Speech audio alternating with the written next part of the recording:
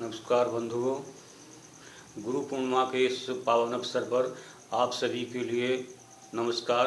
सभी स्वस्थ रहें, ईश्वर की कृपा आप सबके ऊपर ही बनी रहे।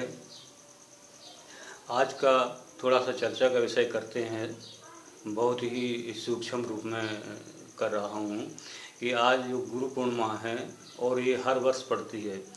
आषाढ़ शुक्ल पक्ष पूर्णिमा के दिन गुरु पूर्णिमा आती है। इसे ही व्यास पूर्णिमा के नाम से भी जाना जाता है। इस गुरु पूर्णिमा को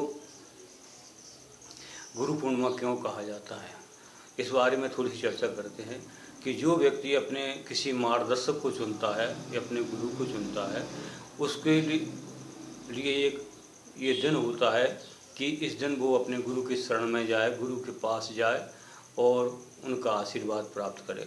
क्योंकि भौतिकता की दुनिया में समय न मिलने के कारण वर्ष में यह एक दिन जो है ये रखा गया है शास्त्रों की और पौराणिक पद्धति से। अब यह बात करते हैं कि गुरु क्या होता है।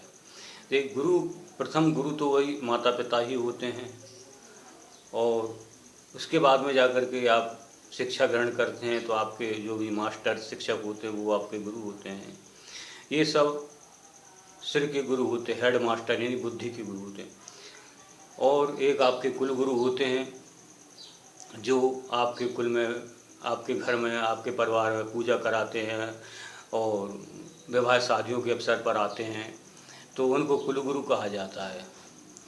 तो वही एक सामान्य दृष्टि में कुल गुरु के रूप में, इसका कोई विशेष उस श्रेणी में नहीं आता है, एक सामान्य तरीके में आता है कि ये कुल गुरु हमारे। अब आता है कि इसके ऊपर की जो श्रेणी है वो है सदगुरुदेव।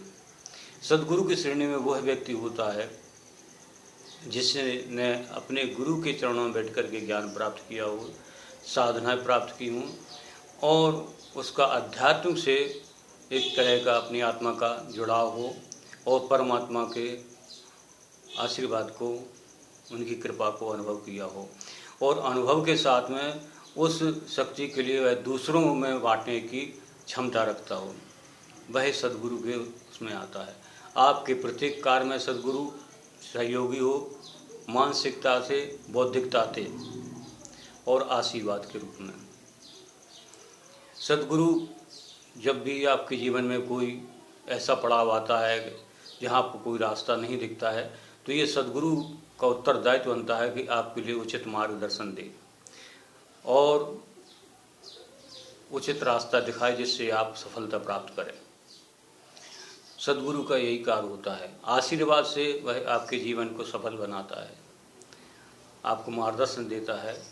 सदगुरु यही चाहता है कि जो भी व्यक्ति उनसे जुड़ता है, इसमें पुरुष और महिला का कोई भेद नहीं है, शिष्य शिष्य होता है।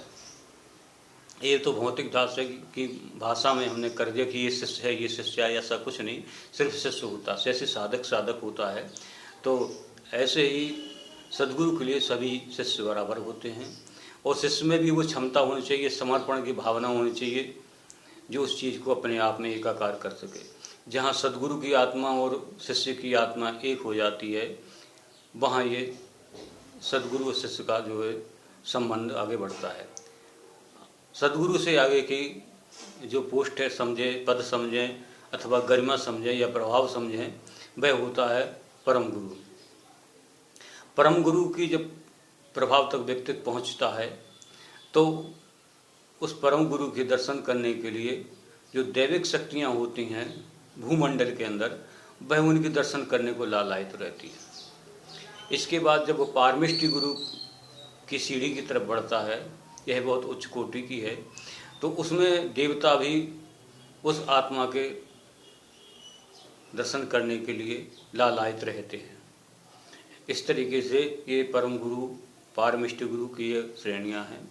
आप जो भी गुरु आपके हों, आप उनके प्रति श्रद्धावान रहिए, निष्ठावान रहिए और उनके मार्गदर्शन में अपना जीवन जो है सुलभ सुचारू रूप से चलाइए।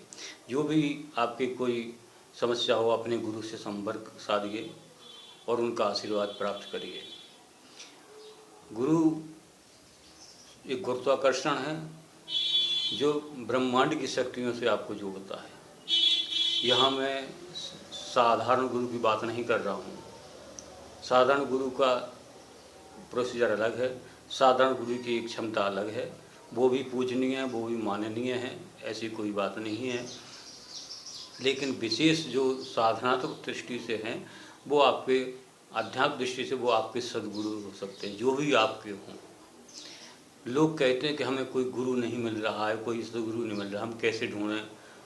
तो मित्रों, एक बात मैं आपसे कहना चाहता हूँ कि आप गुरु को नहीं ढूंढ सकते हैं, सद्गुरु को, क्योंकि अगर आप में सद्गुरु को ढूंढने की क्षमता होती तो आप स्वयं गुरु बन जाते। बल्कि ये सोचिए कि आपके लिए सद्गुरु ही ढूंढता है।